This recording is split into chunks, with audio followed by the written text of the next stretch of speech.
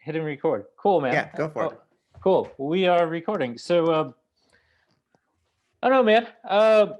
Where to begin? I guess we could go all the way back. Beginning of where you know music caught your interest. But I guess let's start with the current situation of the pandemic and how have you had to adjust your craft to this new strange world we live in. Well, I guess that's a good question. I think there's certain ways of answering that probably we don't have to get into. I mean, there's no concerts right now, so I'm not playing concerts. There's really no way to safely congregate for rehearsing with other musicians, so I'm not going to my practice space and jamming with other people. But that doesn't mean there aren't ways to continue to write and be creative and develop ideas in my own time, in my own space. And while I'm pretty busy with the demands of my life as a parent of two small children, I still do have time to sneak down to the basement every once in a while and play guitar and write songs.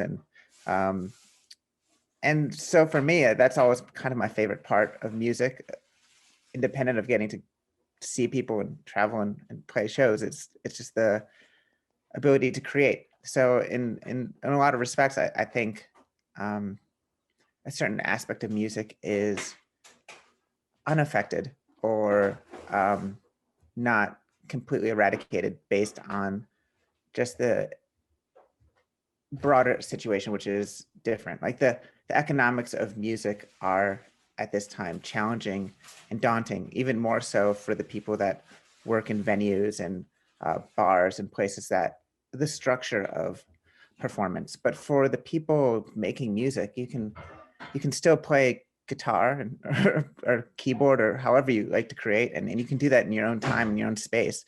And so it's not entirely um, the broader disaster is a disaster, but in terms of creativity, it's not entirely an impediment, I guess is what I'm saying. Yeah, yeah, totally. Well, did you release a new album during this time? You have a new Breath of Work out. Is that correct? Or Um, well, I'm actually putting out a record this spring. It was originally slated to come out earlier, but because of the circumstances, it didn't make a lot of sense to just put it out when there was no light at the end of the tunnel in terms of being able to play songs from it from people. Hmm. But I'm releasing the debut record for my new project this spring in April on K9 Records, which is a good indie rock record label in Brooklyn, and a label called Dirty Bingo over in the UK, which is also a good indie label from my point of view. So I put out. Did I release any music during the pandemic? I think I put out like a song, like a a cover of one of my old songs I put out in on New Year's Day, I Yeah. think, or maybe it was Christmas. It was like one. I never decided which day I was going to put it up, but I definitely put it up on Christmas or Yeah. New Year's Day. And that was an old song of mine that I just recorded with my friend. We got rapid tests first, and we kept our masks on, and we were able to work safely, or relatively safely, and still be creative. And so I was able to do that, but I haven't put out any music in the time since the pandemic, really. Yeah. Yeah. Um, you you've done a bunch of was it like kind of Facebook live sessions too? Is it? Yeah, at the beginning of this, there was a lot of uncertainty, and I found one of the ways to have a degree of structure in my life and in my creative aspect of that is just to go down to the basement and try to learn a cover song and play it and put it on the internet Yeah. every day. And I did that for, a month or two, maybe at the start. And then eventually, um, I think there's a fatigue, not so much on the desire to do something like that, but there is a fatigue of people wanting to see people play songs in their basement on Facebook or Instagram or whatever. I think there's just um, so much of our lives are consumed by screens already, and so many people's work is now transitioned to screens entirely, that the idea of also getting entertainment, like, or live music entertainment that way, even if it's the sort of necessity of the moment. um, I guess the shorthand way of saying it is there's like only so many people you can see strumming their guitar in their basement without it becoming kind of boring. There's a Yeah, very high yeah. threshold you have to cross before you're like a person that's actually worth tuning into. Um, it's sort of like wearing sunglasses in public. You have to be really, really cool to be able to do that. Yeah, yeah, no, totally. I've spoken to a few artists and who, musicians particularly, who you kind of stayed away from that, or like maybe did one session and then they're like, the web is oversaturated with, you know, content, um, but yeah, yeah. But besides that, do you think there's another way, like, to go about like getting your stuff out there and kind of interacting with the audience base still? Uh, Obviously, live performances are, still kind of lingering, but besides like that Facebook Live session, can you think of like, or have you attempted different ways to interact with your listeners or audience? Well, sure. I mean, there's still, I mean, the reality is most of the things that artists are able to do are still in existence. I mean, things like music videos, you can still make a music video if Yeah. that's how you want to express a song. You can still record music and put it up on the internet. Uh, you can still, you know, answer your DMs. You can still, like, I mean, I'm not a big user of Twitter. I don't I don't know. I just don't really. I'm too long-winded, I suppose. Maybe I'm not short and sweet enough to get to that point. But yeah, there's tons of ways people interact, and also, like, I don't know, like, there's not a huge necessity to interact all the time either. Like, sometimes the musicians I like their music, but I'm not like, oh, I wish Tom Petty would answer his DMs, or, it's just like there's certain people that you can appreciate what they do, and you don't need to have, um, or the engagement you want from them is simply that they're creating music that, like, brings some joy or meaning to your life. It's not like every person that writes songs has to, like, be go out in the public square and talk to whoever wants to talk to them all the time. I mean, I'm happy to do that, but in many ways, like, the contemporary world is based so much on this constant constant communication from people who write songs on their social platforms, like, this is what I'm having for breakfast today, or things like that. And for some people, they're very comfortable doing that. For myself, I find most of that sort of thing pretty, from my point of view, inane. Mm. And I don't, I know it's like with my songs, I try to only put out the ones that I think are good. I don't, not everyone has to see like every demo or every rough draft of something, or here's like 12 seconds of something through my phone that you're listening to. I'd rather just sort of edit things so that when I do have something worthwhile or I think is meaningful, then I can share it. And when I don't, I try to sort of just be quiet. Yeah, no, it's totally makes sense. I think you know you only show what you really edited down, and you're kind of proud of, like. But I don't think we need to share every aspect of our lives. But uh, you know, uh, so you're right on that. It's an interesting perspective. I guess. So to kind of wrap back to your journey as a musician and songwriter, and did you always have this in, you know as a kid, did you always have an interest in like music as well, or when did you kind of kick off that passion into this Well, I mean, yeah, I mean, I think most, I mean, I don't know about most, but, like, I mean, music is deeply important to so many people, and tons of people play it in different capacities, whether it's learning an instrument when you're a kid, because I played the violin and viola growing up.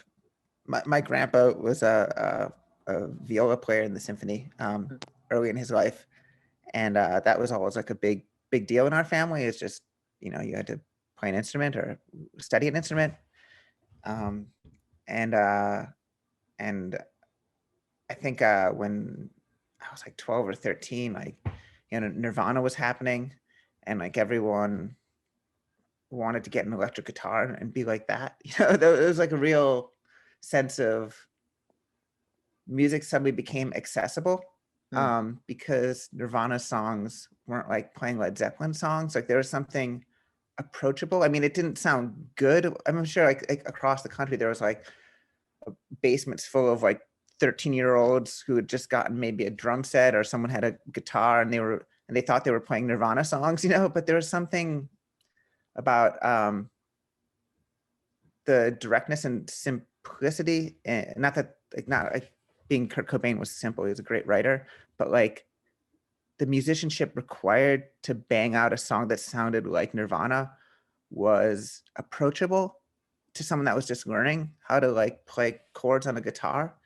And I thought that was really cool. And Nirvana also covered another band called the Vaselines, which is kind of like the same deal. And by discovering artists like that, that had their background in a sort of like a punk rock, anyone can do it aesthetic, just made it seem like, yeah, we can do that too. And I think that's really cool. It's not to say that musicianship or like the quote unquote skill of music is entirely irrelevant.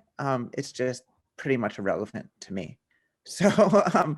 I got a guitar. I was like 13, and I just played it all the time, and it was like my favorite thing to do.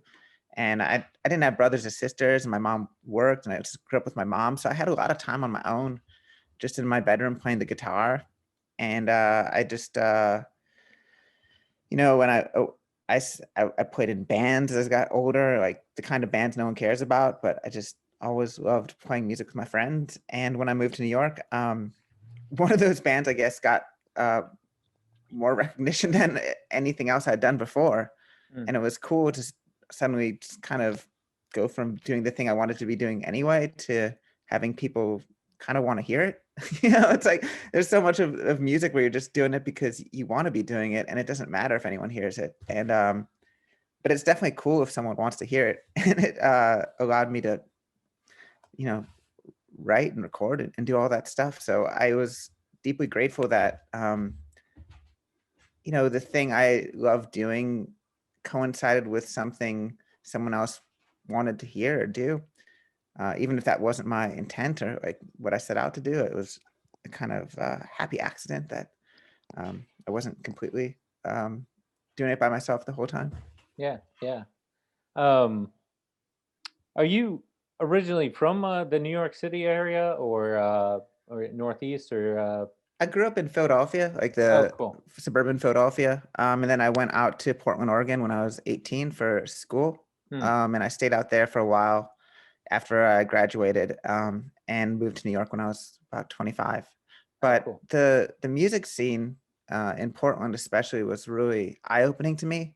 Like when I was in high school, I went to a lot of like punk and hardcore shows, in like church basements or VFWs or what have you. And I always liked that scene a lot insofar as it was accessible. I could go to it. I wasn't 21. I didn't have like a fake ID even, so I couldn't go to shows in bars, which was sort of more where like indie rock lived. Like if you wanted to see Guided by Voices or Helium or something like that, you probably couldn't do that unless you were 21 for the most part.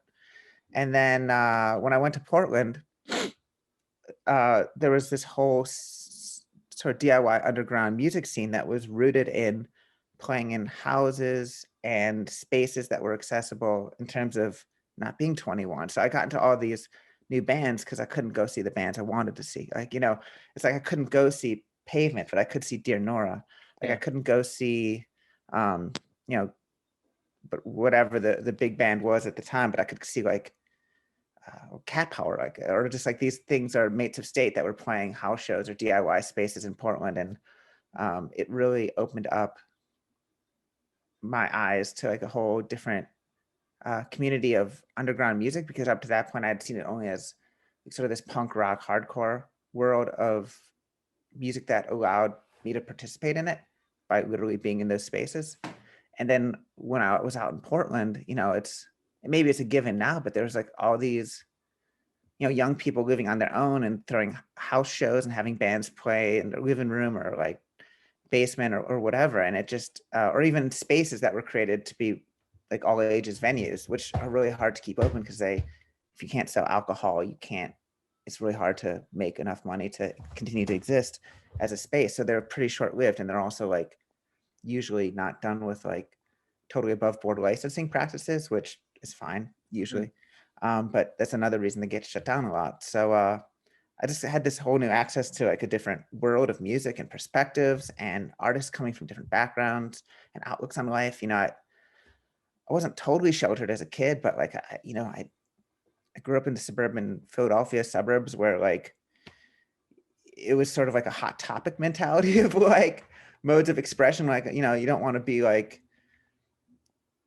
the mainstream whatever version of society driving an SUV to the grocery store, or whatever like the cause was at the moment. So you would sort of turn to punk rock as a way of differentiating and finding a community of shared values. But then there was all these other communities that were not based around punk music, but still shared this aesthetic and attitude, which I thought was really cool.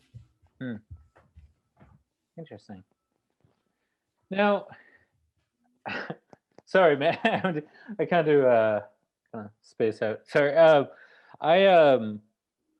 kind of interested in kind of understanding like or in your opinion, I guess, like how does like, maybe this is a broad question, but like how does like, why is it that music cultivates all these communities and that can bind people together, I guess? Like what is it about the medium of music that can, cultivate community, I Well, guess? up until very recently, you just needed more people to do it. It was like, I guess if you wanted to practice golf, you could do that by yourself. But if you wanted to practice baseball, you needed other people around. You needed, people to chase down a fly ball or pitch or do something. Or, it's until technology transformed it about 40 years ago. And more, and probably like much more recently, maybe 20 years ago, when people could just make laptop music with a laptop computer or very basic home recording setups independently. You Mhm. usually needed other people to play. You needed someone, there's so many modes of expression. I don't want to limit it, but like in my case, like I play guitar, and it's more fun when you have someone who plays drums, and guitar and drums is kind of cool. And there's some bands like that, but it's kind of cool when there's like a keyboard or a bass, and all those things require people, and you have to be social enough to make friends with people to collaborate. And I mean, there is this like myth of like the isolated, aloof musical artist or whatever, but I think the most successful ones at least have some degree of emotional and social capability, that they're able to get along with other people and create things together and not have big fights about stuff, or if they do have disagreements, kind of resolve them without it getting out of hand. So I think there's like a huge, yeah, there's like a need for other people to create a certain kind of music. And maybe that's happening less and less, is just the capacity of people to make more electronic and more um, like laptop or computer based music. I think that's really cool too. I mean, there's something awesome about someone just being able to make a visionary sound like independent of other people. It's like you see people like producers like Sophie, who recently passed away, or people like this. They're able to make almost more revolutionary sounds because they're not even compromising with anyone else. They Mm. really just have their own vision and understanding, and they don't have to acquiesce to someone else's limitations or differing perspective. I mean, sometimes that different perspective can encourage something new to be created from, two sources, three sources, and that's awesome. And sometimes it just sort of dilutes a creative process to the point where it just becomes a little bit of this, a little bit of that, and it doesn't really rise above those perspectives. So um, yeah, you need people to play with usually. Yeah, yeah. Um, Speaking of like that experimental process and kind of mixing different sounds and instruments, have you done a lot of that yourself? Either recently or in the past? Um, well, I with my old group, the Pains of Being Paired Hard, I was really lucky to get to collaborate with some really talented people. I think the drummer of our band, Kurt, just was able to transform a lot of our songs. Before we had a drummer, we had like a drum machine, and it was kind of, admittedly, kind of boring. So when he Yeah. joined up, his musicality, he's like a songwriter himself. He plays guitar, he plays everything. He's really talented, and he was able to transform um, our music and take it to another place that was more exciting and more that just felt more vital, because there was like a human rhythm that like made things, accented things, and made things cool, and brought it to life. And for this new project, The Natural, it's me, but I think, I mean, I write all the songs, but they benefit from the fact that the people I play them with, like, you know, are there. It's like my buddy Brian, who plays drums. He's a good drummer, and Jacob on bass. We recorded this album mostly just live, so it wasn't this thing where we played along to a metronome and then recorded each individual instrument. It was just us going into a room and playing songs, and for the most part, that's kind of just all you hear on the record. Mm. And so I think there's an inherent, I mean, collaboration of playing together that brings life to it, but maybe not a collaboration of, like, it wasn't like that scene in the Metallica movie where we're just handing around the notepad with lyrics and everyone just kind of writes a line. Yeah. That part of things I like to do myself. Yeah. But in terms of the music side of things, I think it often benefits from having other people of that are capable people doing their own thing. Yeah, speaking about like your songwriting process, do you have like a routine? I know people kind of sketch out routines of like every day they write for 4 hours or whatever, or do you have a set schedule like that? Or or is it just like when you have this energy and you feel like creating, or how does your kind of internal process work? I mean, If I don't think, I mean, maybe there are people that sit down and write dumb rock songs for 4 hours a day. That seems like a real wait. It seems like they have a lot of free time on their hand if they do. Maybe I'm just a bit jealous of that. I love playing the guitar and banging stuff out, but the whole point of music is to not, you don't want to turn music into like the reason why you play music.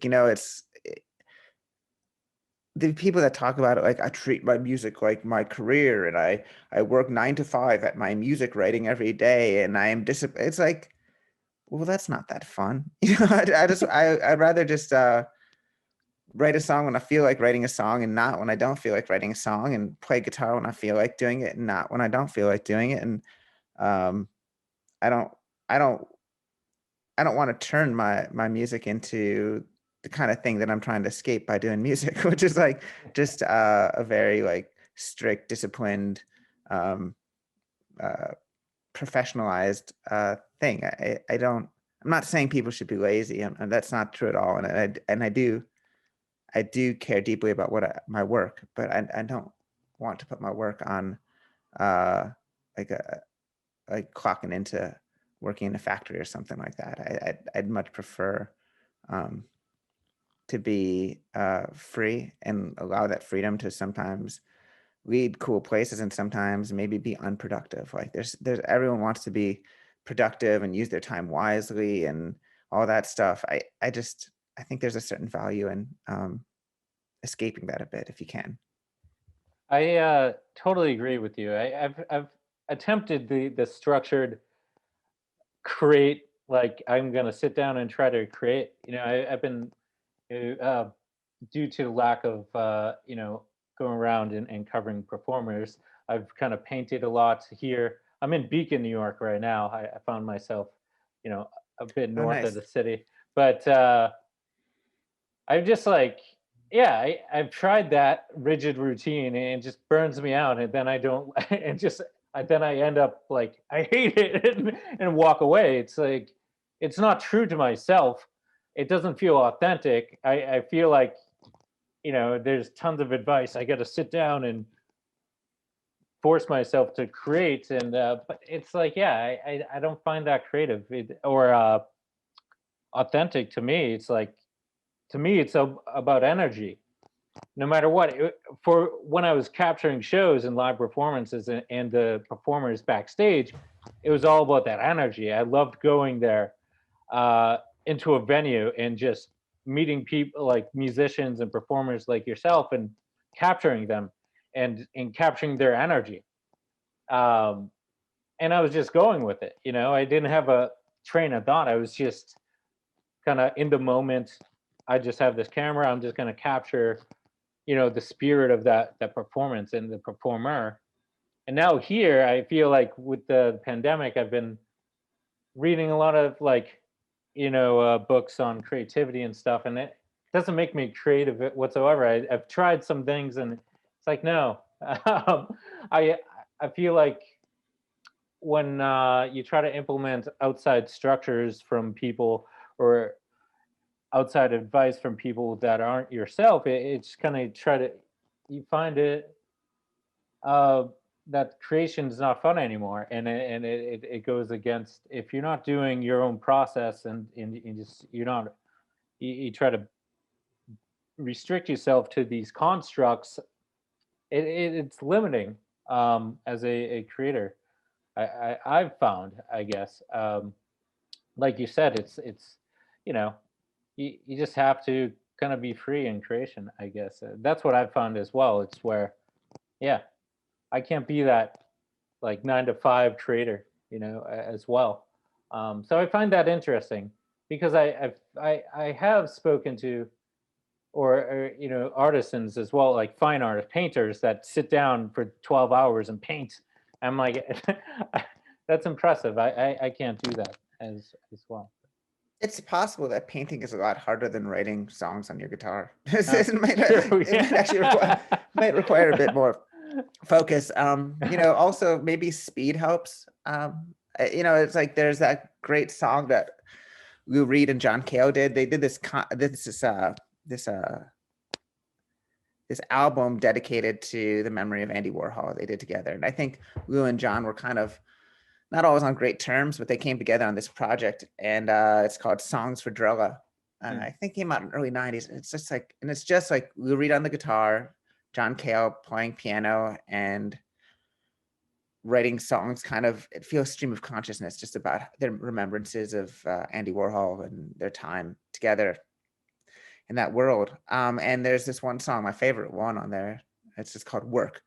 And it was all about how like Andy Warhol always had a disciplined, despite the sort of sense of decadence surrounding him, his process was always extremely disciplined and rigid.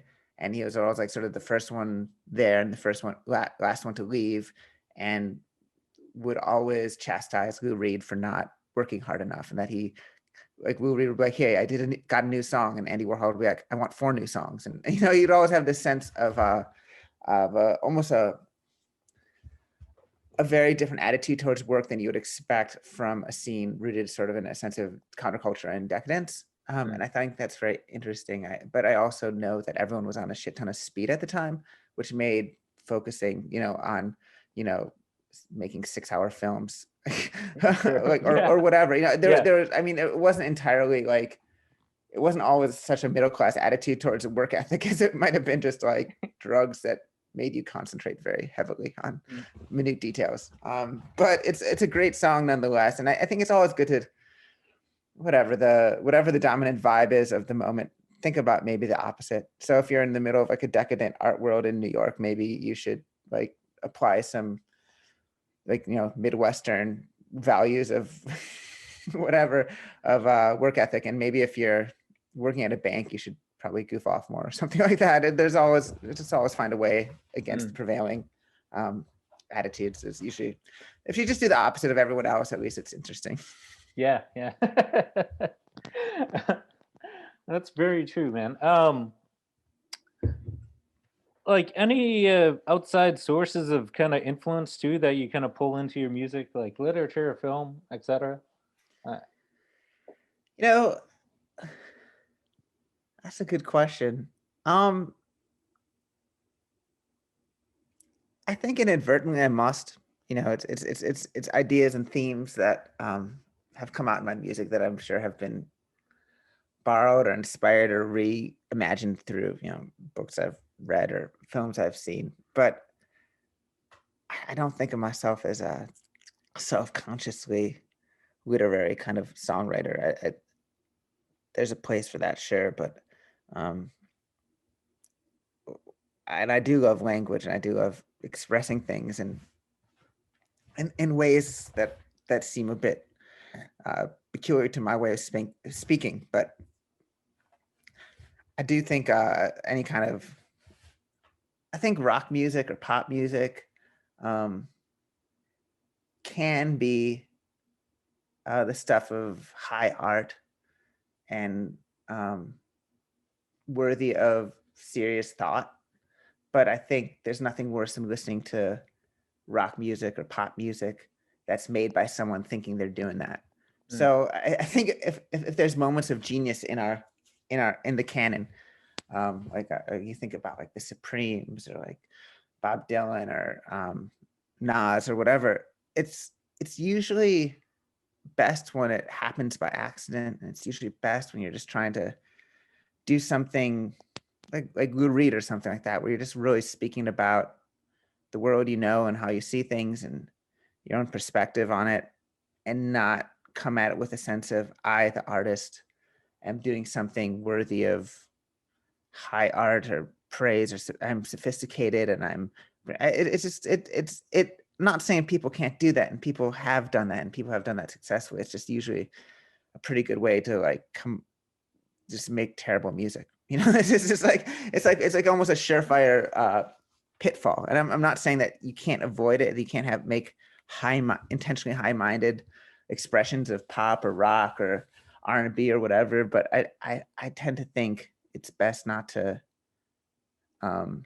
put yourself in that position of consciously being like, and now I'm going to, I don't know, like build a concept album based around the life of Pablo Picasso. Though I suppose Kanye West did that, and he did it successfully. So there's always exceptions of true genius being able to overcome pomposity and actually make art worthy of their own aggrandized sense of self-understanding. But for me, I just kind of write songs about just how I feel in the moment, and I hope that's enough.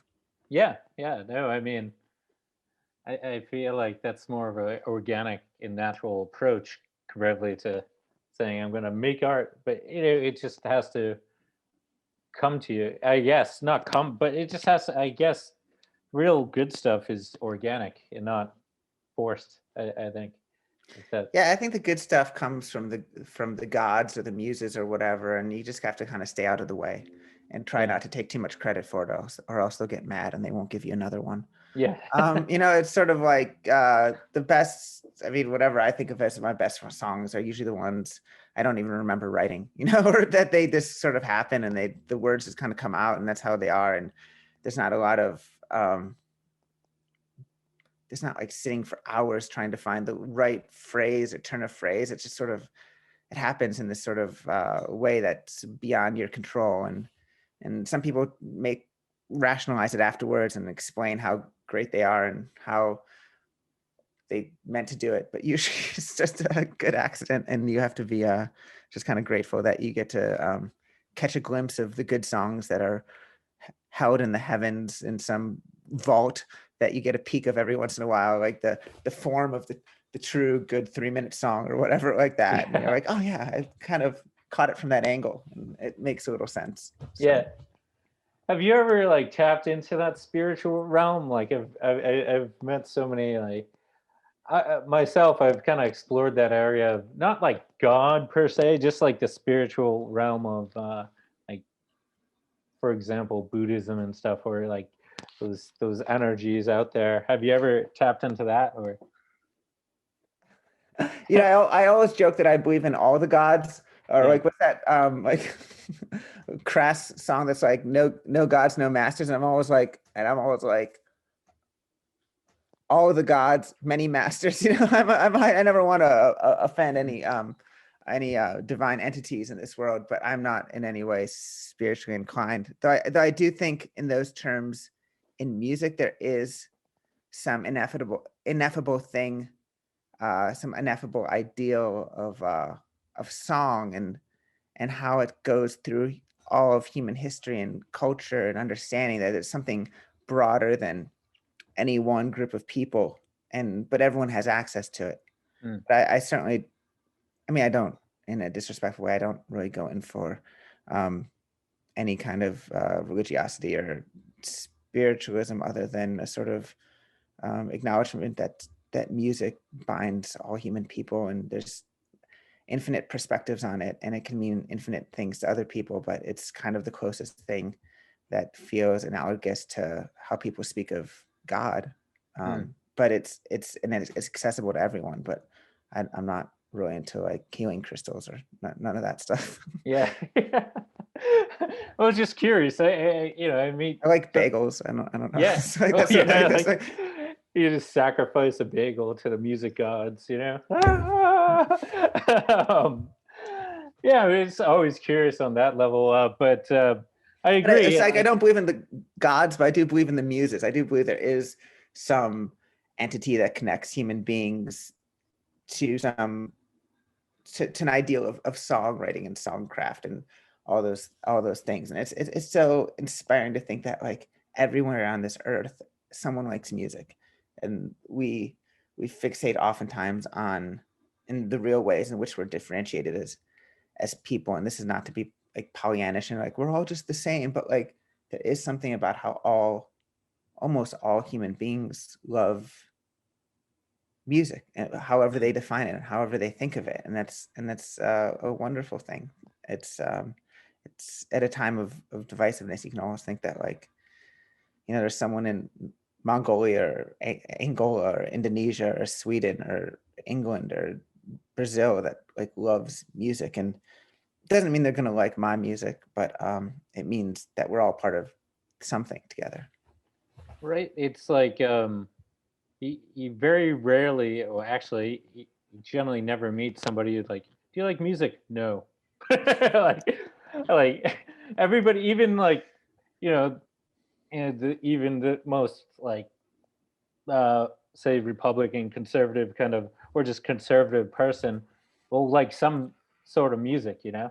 But going back, it is like archaic. It's just intrinsic into our DNA as humans and as a species that we're the only species that can communicate through, you know, formed expression, just actual expression, not just only to communicate, but for survival needs, but also to communicate how we feel in our or perspective about the world, no matter where we are as a culture in different cultures. It's always been, um, I think, music has been the bonding element to uh, our species, no matter where we are on the globe. So it's a It's good. interesting. I just got to give a shout out to Wales, though, to Wales to communicate with sound. I mean, I know what you're saying is True, like true. we don't know to what extent like other species communicate or express their quote unquote how we would understand feelings or expression. But Mm, there is data that suggests like dolphins have names for each other. They make sounds that identify themselves to other people, to other dolphins that they can recognize and repeat and remember. mm, And maybe just because I have little kids, but I have this. I sometimes put on this album of songs of the humpback whale, and I know they're like manipulated and like detuned, and like effects are put on them. But there is the possibility that other creatures on this earth do take some aesthetic delight in creating, or at least have some like culture of music that Hmm. we just don't fully understand. But you're right. I mean, it from like a human perspective, yeah, it is this thing that binds all people for certain. I just didn't want to totally preclude that like You're some right other too. organism on this earth couldn't be making a sound and kind of finding it delightful to just to be making that sound for its own sake and for no other reason. Yes. No, you're correct there. Like I don't want to like sound like we're the Thing is, whales are really highest big, and you level. don't want to get the whales mad at you because if you go swimming one day and they heard, oh, Yeah, yeah. that's the guy who thinks that our culture isn't relevant. Like No, they'll, no, that's I don't want to be like humans over every species. Maybe as I understand that whales have very complex communication, uh, systems as well, and same with dolphins. I don't know if you saw Star Trek 4, but I have not. that's the one where the alien species comes back and is like looking for signs of whale life on Earth, and there isn't any in the future because, and they have to go back in time and save the whales because this other alien species is trying to communicate desperately with the whales because that's who they remembered inhabiting Earth when they came back before, and there weren't any in the future, and it gets really mad. Yeah. Anyway, so like it's possible there's just Star Trek 4 could be real. Actually, it's I wouldn't look down upon it. Like if we discover a higher level species, I feel like you know I don't know. It's getting into like we've consumed so much and we haven't really respected nature as much, or if any, particularly in governmental policy. But I mean, I don't, that gets into kind of global warming and stuff like that. And then it's like, yeah, I don't know. Yeah, I totally agree. I'm fascinated with the whale, community. Whales, I do have respect for the ocean and stuff. It's just, I think I was trying to go with just more of like playing instruments, I guess, and cultivating these communities at the early dawn of man, where we evolved into being able to create art.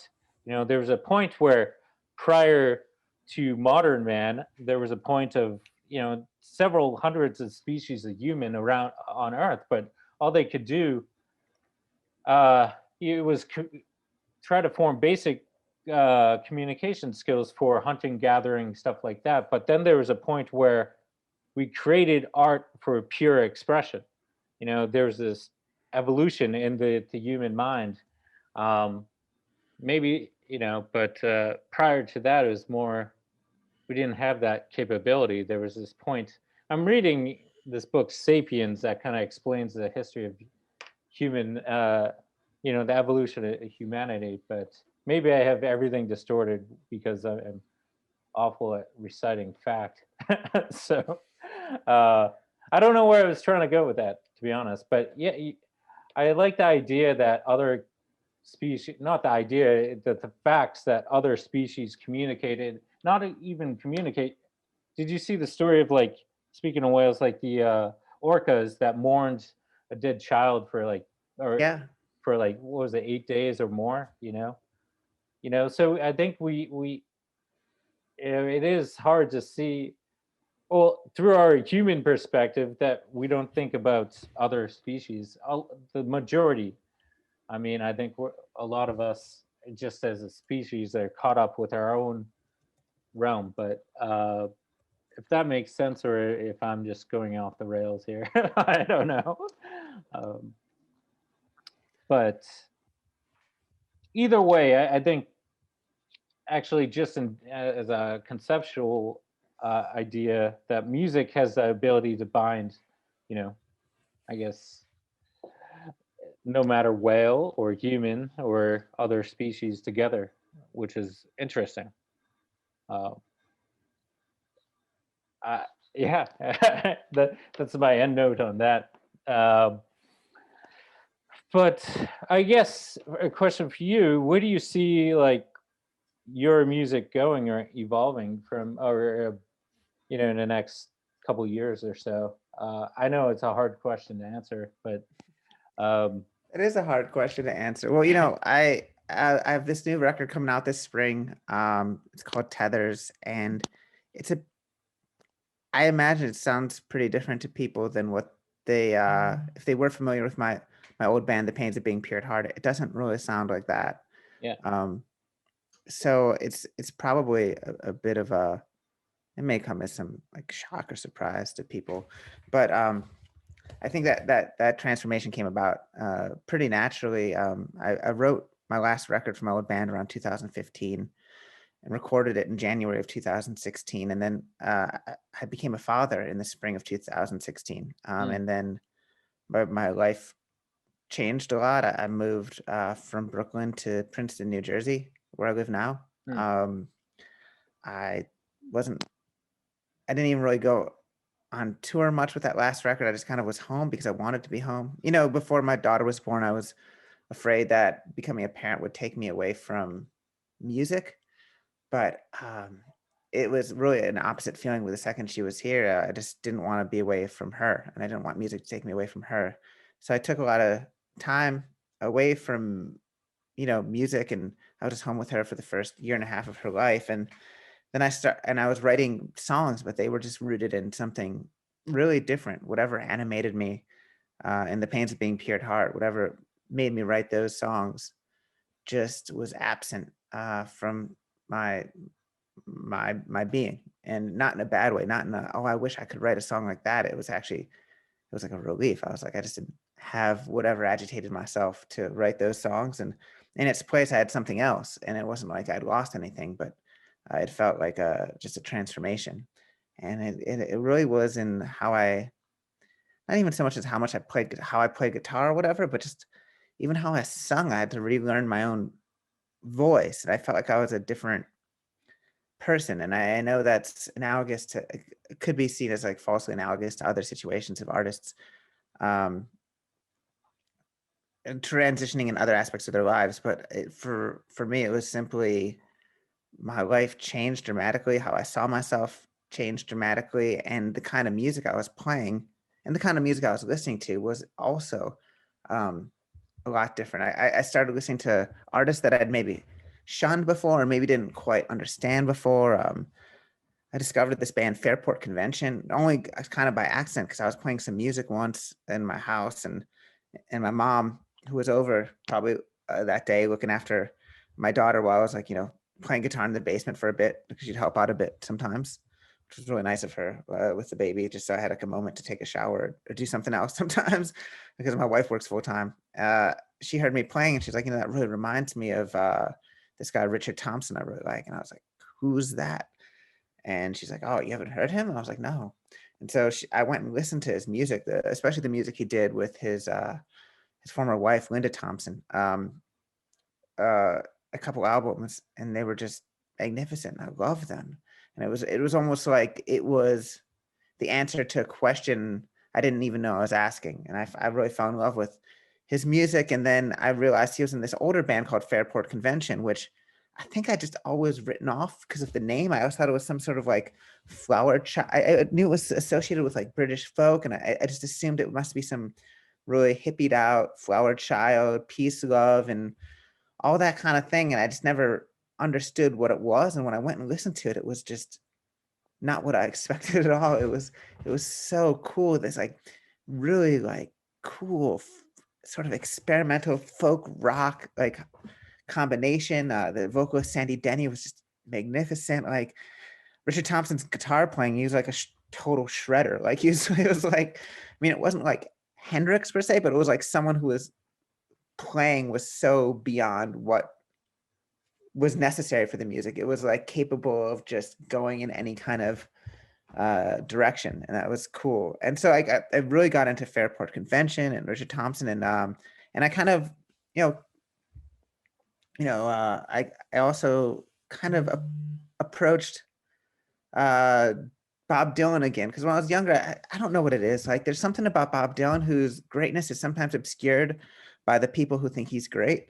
Like there's this people speak of him with such reverence, and there's these kind of biographers and all these like Dylanologists and people, these very serious minded people who sort of guard the great man, or guard the perception of the great man, and sort of have a sort of gatekeeper mentality of you have to truly study his words to understand the significance of everything he does. But it turns out the guy just is kind of funny and delightful and playful and serious too. But there's just something that um, coming at it from a different perspective in life. I just found his music so cool and so kind of not what I expected it to be, or or I really like the live versions of his songs a lot. There's like that live album that was recorded in Manchester, but like billed as like a live at Royal Albert Hall in '66. That film, Don't Look Back, like that era is just so cool and kind of sad and tragic with his like relationship with Joan Baez as well, and going back and listening to her music. So there was like all this stuff I was just not, if not encountering for the first time, encountering for the first time with a new perspective and sense of myself. And I just really enjoyed it thoroughly. And the music I was writing was just not even consciously meant to be different, but it was different. And I was trying to find um, almost like I was trying to find antecedents of the thing I was doing. Like I was trying to find more music that made sense in light of what I was playing. And for this record I put out, it wasn't my idea, but the guy that recorded it, my friend Andy, he had been listening a lot to the Neil Young record, Tonight's the Night. And it was all just kind of recorded with his band in sort of a night or two, like really fast, really quick. It was just them playing and getting the songs out. And obviously his band's super good players and all that, but it was spontaneous and immediate and wasn't fussed over. And he's like, and he, and because of my situation and not having a lot of time to go in the recording studio, or I mean any of that, like I was like pretty pressed for time. Like I could get my mom to babysit for a Sunday afternoon or something like that, but I couldn't just be like, no, I'm going to take a week in the studio by myself and figure out this record. It was really just like, all right, there's one day we can record drums. Let's do all the drums and play as many songs as we can, and make a record as quickly and as spontaneously as possible. And that's kind of what we ended up doing. So your question about like what in the future my music will sound like, well, I did use some time, I guess last summer, in some, I don't know if it was like productivity or whatever, but I was playing a lot and I wrote a bunch of songs, and I wrote probably enough songs for another album. And I don't know what it'll sound like. It just sort of sounds like songs I wrote in my basement right now. Right now, just, I mean, it sounds like that, and maybe it'll sound like that on the record, or maybe it'll sound like something else. But I guess that's the next thing I'm gonna do if I can't go and play concerts yet. I hopefully at least can find a way to safely try to record some of those songs and get that done sooner rather than later. Cool. Yeah, man. Yeah, I know it's hard to like project what any work will be like in the future, but I guess kind of to wrap, do you ever see a point? I don't know. Once again, this is also kind of futuristic, but like, would there ever be a point where you're like, I'm done with music? I know that also, or what? I guess maybe what motivates you to continue creating and creating music, I guess. I mean, I'm always interested in why people continue to do what they do, and what motivates them to continue to create. When will I end playing music? If I think about no, my grandpa. I think about my grandpa a lot, and he played in the symphony. He's like a classical musician, and he left the symphony when he had a family, and at that time, like playing the viola in the Milwaukee Symphony, it didn't pay well enough to have two kids, and like he just had to choose a different profession because it was like tough in that part of the country at that time. to make it full time as a guy that plays in the symphony. He was working a couple jobs, and I think he just focused on um, a non-musical career eventually. But he still plays. I mean, obviously with COVID, he can't do this right now, but he practices every day. And sometimes I've been at his house and his friends come over and they play quartets. Mm. And it's like he's 87 and he still picks up his viola, and he's always says, well, I would stop if I was embarrassing myself, but he's not embarrassing himself. He still plays beautifully, and he's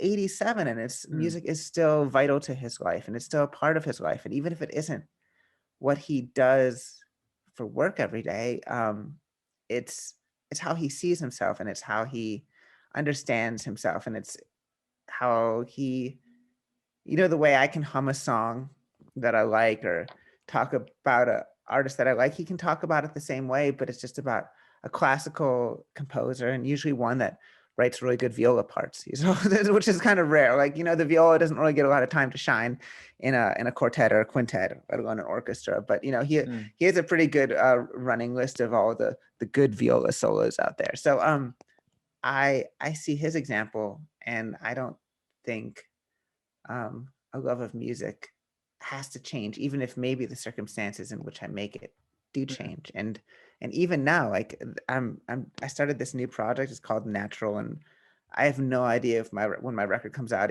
if when there is like the opportunity to tour, if anyone will care enough for me to be able to go play shows for people um and do that as like as a real thing. But it doesn't lessen my love of doing it, or the reasons why I do it. Mm. um the the business or the economics or whatever, that's not why I made this record, or wrote these songs, or like playing them. It's just something essential to my character or my being or whatever, that I just uh both want to and kind of have to um express myself that way. Mm. Well, I think, man, I think that's great to end on, man. But I can't. I have nothing more to say after that. I mean, that's perfect. Of what I've been attempting with the series to garner is just, get that spirit of, the creative, or the creator. And I think you've spoken to the point of, you know, you just if you're in if you have that calling to create, you must create. No matter, the externals of business or whatever, you have to create no matter what Yeah, man, and medium. it's not even for like, I don't even believe that the world needs to hear what I have to say or any of that. It's not like the world uh is a better place for like me writing some songs and playing them for people. I don't wouldn't say that, but it's a better place for me. Yeah, It yeah, feels yeah, good for my world. And that's enough. yeah, yeah. No, totally. Because like, I think a lot of people don't pursue that, or like, they're they don't have that, like, pure, I don't know, purity of self sometimes, because I feel like, a lot of people have, you know stuck in a grind of like work and stuff like that, and but they never had time to explore who they truly are through a medium. Or maybe, a lot of people were never called to a medium.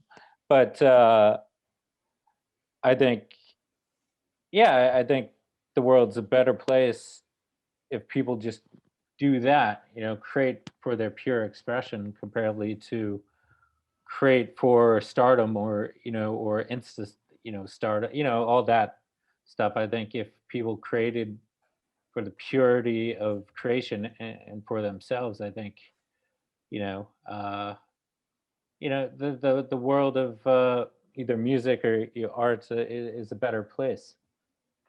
And you can't control the external factors, the other externals, but you can only control what you, uh, can put out. So, Totally. yeah, man. Also, yeah, I think this is a good point just to wrap, man. And thank you for your time. And also, once again, thank you for Arlene's show in 2019. No, it's nice. It's nice that you had me on, and it's nice that you are looking to not just work in your own field of your own expertise, but just trying to interact with people with different, whether it's comedy or music or whatever, and just bringing people together and having conversations. I think that's like a really wonderful thing, and it's cool to create a sense of community, even at times when community is a little difficult. So thank you. Well, thank you, man. Well, and that's what I try to do with the show too. That's what I miss. Like, I miss like having people together into like the show of experiencing maybe my photographs, but also experiencing maybe music and sounds they never heard before as well. And that's what I loved about that experience of trying to, get people together and cultivate a community. But yeah, hopefully this does the job so far. In this new realm, but I do look forward to kind of hoping to producing like maybe outside events or something, where I could try to get people together. But who knows? Well, once again, man, thank you for your time, and I look forward to the new album coming out. So you said in the spring, or Yeah, April 2nd. It's called Tethers. It's on Canine Records. And if you people are watching this and they have made it to an end of an hour of us just chatting about whales, yeah. they can order it on the internet or find it on uh, streaming or whatever people do for music these days. Cool, man. Well, I think this should be out like almost around then because I release this every 2 weeks via YouTube and B13 dot net, which is a Toronto-based kind of media kind of site. So it should be around, come close to April 2nd, correct? Cool. Yeah. Cool, Whenever. man. It's like, if it charts, it doesn't matter. People have to buy it. It's not like I'm going for like, if you have to buy it the day it comes out. So like I get in the top 25 or whatever. Yeah, yeah. It's like when people will find it when they find it, and hopefully they'll dig it. So Oh yeah, no, man. I'm sure they will. But man, keep on creating and have a wonderful day, afternoon. you do the same. Thank you so much for your time. You as well, sir. Take care.